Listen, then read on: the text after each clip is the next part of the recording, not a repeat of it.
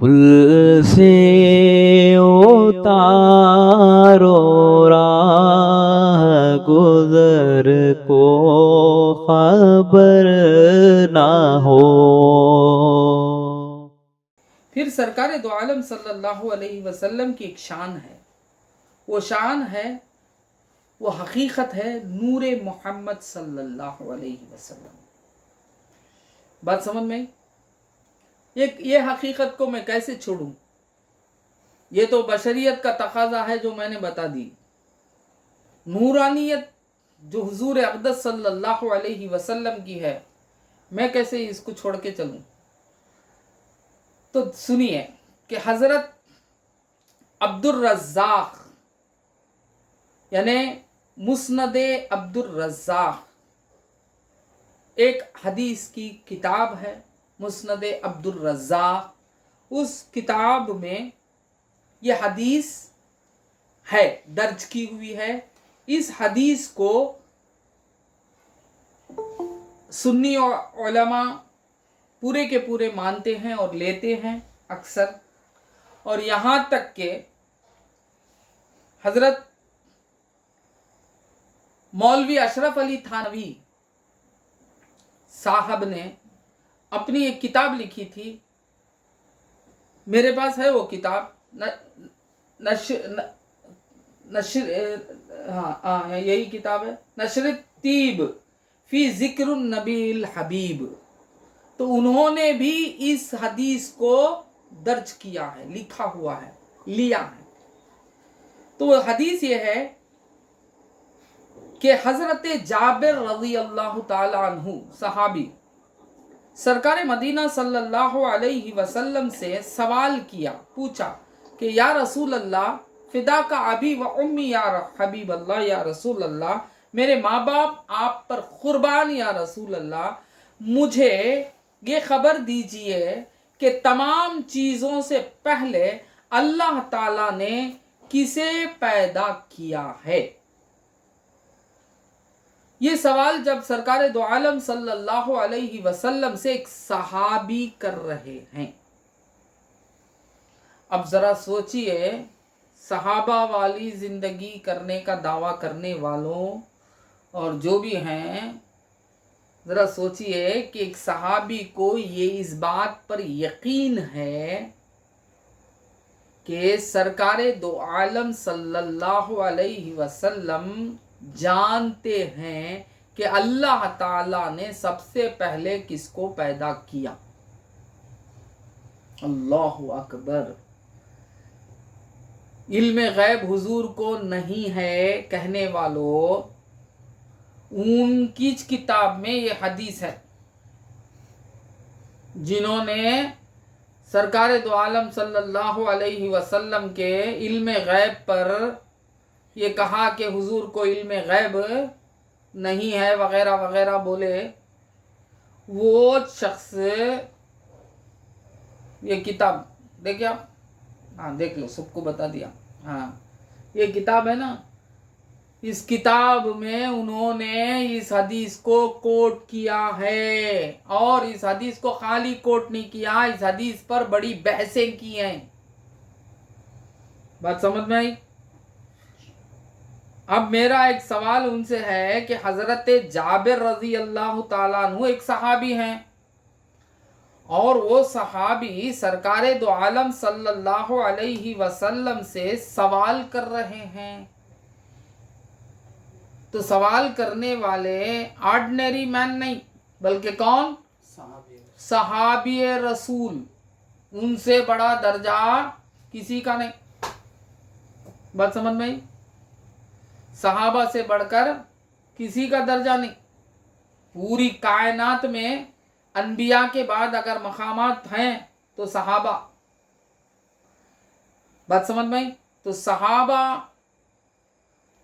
ایک صحابی حضور سے سوال کر رہے ہیں، کیا یہ جان کر کہ حضور کو معلوم نہیں تو پھر کیوں سوال کیا؟ حضور کو علم غیب نہیں، اگر یہ ایمان تھا اس صحابی کا، اگر یہ ایمان تھا صحابی کا کہ حضور کو علم غیب نہیں، تو حضور سے کیوں سوال کیا؟ बल्कि सहाबी का ईमान इस पर यकीन वाला ईमान था कि हुजूर को इल्म गैब है, तभी तो ला इलाहा इल्लल्लाह का कलमा हम ना पढ़ाए। बात समझ में आई? इल्म गैब के बगैर ला इलाहा इल्लल्लाह फिर कैसा पढ़ाए? हैं? सबसे बड़ा गैब अल्लाह ताला, जब उसकी हकीकतों को बयान कर रहे हैं, अब उसके मखलूक की हकीकतों से क्या वो नावाकिफ रहेंगे? जात से वाकिफ हैं, अल्लाह की जात से वाकिफ हैं, तो अल्लाह ताला के मखलूक से क्या वाकिफ नहीं रहेंगे? ये जानते थे। ये था सहाबियों का ईमान। ये ईमान हमको रखना चाहिए। ये था सहाबियों का ईमान। सहाबा वाली जिंदगी करने वाले जरा सुनिए, ये है सहाबी का ईमान। ये सहाबी जानते थे। सहाबा का ईमान ये था कि हम जो भी सवाल करें रसूल अल्लाह से कर सकते हैं और हमें जवाब मिलेगा। तो सवाल कर रहे हैं कौन? हजरत जाबिर रजी अल्लाह ताला अन्हु हुजूर अक़दस सल्लल्लाहु अलैहि वसल्लम से, कि ये नहीं जानते थे कि कब पैदा हुए हुजूर, किसके फर्जंद ही नहीं जानते थे? मोहम्मद बिन अब्दुल्ला हैं, हैं? अहले खुरैश हाशिम के घराने वाले हैं, पैदा भी हुए हैं, हैं? पैदा होकर 50 कब कौन से वक्त में पूछे तो याद इसमें नहीं लिखा हुआ है बजरत। इसके बाद नबूवत के ऐलान के बाद, ऐलान नबूवत के बाद पूछ रहे हैं। अभी जानते हैं कि हुजूर कहाँ पैदा हुए, कि सब कुछ जानते हैं, मगर सवाल क्या कर रहे हैं? क्यों कर रहे हैं? अल्लाह ताला वो जो गैब है जात, उसकी जात की पहचान दे रहे हैं। मुहम्मदुर रसूलुल्लाह सल्लल्लाहु अलैहि वसल्लम हमारे रसूल, तो हमारे रसूल तो सब जानते हैं। बात समझ में? तो पूछा, क्या पूछा कि या रसूल अल्लाह, आप पर मेरे माँ बाप फिदा, जरा आप मुझे ये बताइए कि सबसे पहले अल्लाह ताला ने किसको पैदा फरमाया? तो सरकार दो आलम सल्लल्लाहु अलैहि वसल्लम ने फरमाया है जाबिर, बेशक अल्लाह ताला ने तमाम अशिया से पहले, यानी तमाम चीजों से पहले, तमाम अशिया से पहले अपने नूर से तेरे नबी के नूर को पैदा किया। बात समझ में आई? इस हदीस को ही लेकर छोटे एक ही सेंटेंस में बनाकर पेश करते हैं। क्या? अना मिन नूरिल्लाही व कुल्लु शैइन मिन नूरी।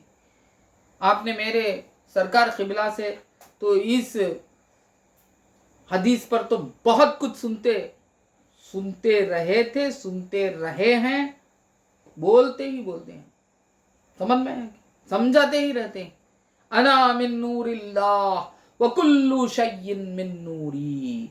तो ये जो सेंटेंस है ना, इसी सेंटेंस को बताया गया। हदीस है क्या वैसी नहीं, ऐसी है हदीस। समझ में आया? लोग क्या करते हैं, वो सेंटेंस को लेके हदीस तो तलाश करते, कहाँ है, नहीं मिलती, झूठ। नहीं बाबा, हदीस इस तरह है। ये पूरी हदीस है, बड़ी है हदीस, समझ में आई क्या? बहुत लंबी है। यहाँ भी मैं छोटी चीज को रखता हूँ, और भी लंबी है वो पूरी हदीस तो उन्होंने पेश की है। कौन? अशरफ अली थानवी। बात समझ में? पूरी हदीस इस तरह है। वो होना तो भी सुना देता हूं मैं, मगर टाइम नहीं है मेरे पास, खत्म हो गया। लोग बेजार होके 11 होते कि नहीं कि चले जाते हैं। कुछ लोग 11:15 बजे तो कुछ लोग चले जाते हैं। सही बात है, रमज़ान का महीना है और भी काम रहेंगे। तो ये हदीस में इसी को ख़त्म करता हूँ कि सरकार दो आलम सल्लल्लाहु अलैहि वसल्लम, अल्लाह ने तमाम अशिया से पहले तेरे नबी के नूर को पैदा किया और उस नूर से तमाम अशिया को पैदा करा। फिर वो नूर अपने नूर से तेरे नबी के नूर को पैदा किया। फिर वो नूर अल्लाह ताला की कुदरत से जहां भी उसे मंजूर था सैर करता रहा। فرماتے ہیں اس وقت نہ لوح تھی، نہ قلم، اور نہ جنت، اور نہ دوزخ، اور نہ فرشتے، اور نہ آسمان، اور نہ زمین، اور نہ سورج، اور نہ چاند، اور نہ جند، اور نہ انسان تھے.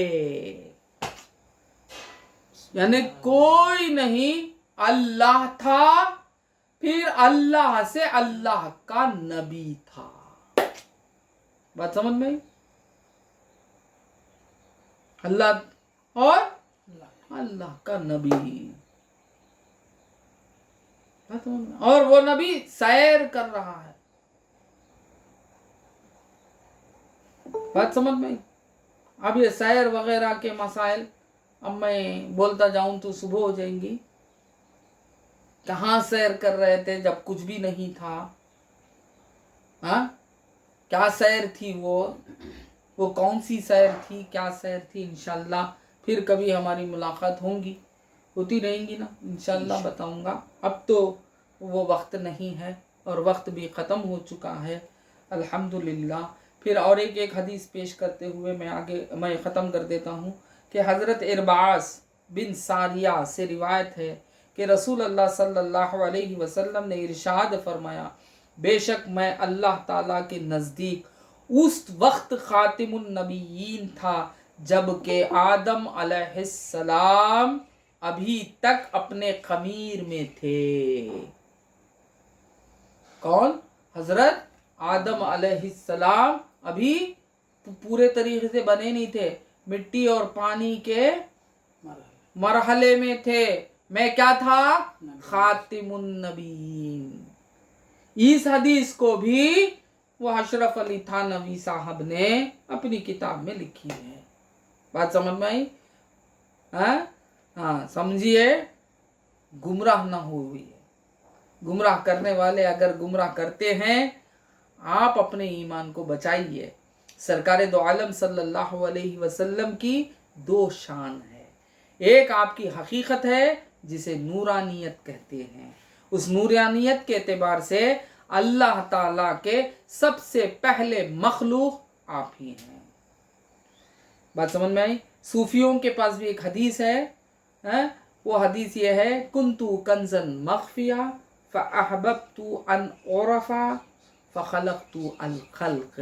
یہ الخلق جو ہے نا، یہ محمد الرسول اللہ. جب اللہ نے چاہا کہ میں اپنے کمالات کو ظاہر کروں، میں کمالات کو میں چاہوں اور ظاہر کروں، تو جو ہی اس نے کن سے اپنے کمالات کو ظاہر کیا، وہ سب سے پہلے مخلوق الخلق جو پیدا ہوئی تھی وہ محمد الرسول اللہ کا نور محمد صلی اللہ علیہ وسلم. اسی نور سے اللہ تعالیٰ نے ساری کائنات کو پیدا فرمایا. بات سمجھ میں؟ انشاءاللہ اس کی تفصیل کل بھی میں بیان کرنے کی کوشش کروں گا، کیونکہ اب وقت ختم ہو گیا ہے. کل اس پر اور بھی زیادہ تفصیل سے بولوں گا، اور انشاءاللہ واقعات بھی اگر کچھ بیچ میں آ گئے تو وہ بھی میں سناتے چلے جاؤں گا. اللہ تعالیٰ سے دعا ہے کہ اے اللہ ہمیں صحت و عافیت سے مالا مال فرما، اور تیرے حبیب پاک صلی اللہ علیہ وسلم کی مدح یعنی مدحت کرنے کی ہمیں توفیق دے، اور سرکار مدینہ صلی اللہ علیہ وسلم کے بتائے ہوئے راہ پر چلنے کی ہمیں توفیق دے. ہمیں شریعت کا پابند بنائے، اور ہمیں صوم و صلات کا پابند بنائے، اور اس ماہ رمضان میں جو بھی برکتیں اے اللہ نازل فرمانا ہے وہ سب ہمارے لیے بھی خاص کر دے. امت محمد صلی اللہ علیہ وسلم کی لاج رکھ، کرم فرما. ربنا آتنا فی الدنیا حسنۃ وفی الآخرۃ حسنۃ وقنا عذاب النار. اللہم تقبل هذه الدعاء وبجاہ سیدنا و شیخنا شیخ المحترم رحمت اللہ علیہ، وبجاہ سیدنا غوث الثقلین رضی اللہ تعالی عنہ، وبجاہ سید المرسلین خاتم النبیین محمد الرسول اللہ صلی اللہ علیہ وسلم. سبحان ربک رب العزت عما یصفون وسلام علی المرسلین والحمد للہ.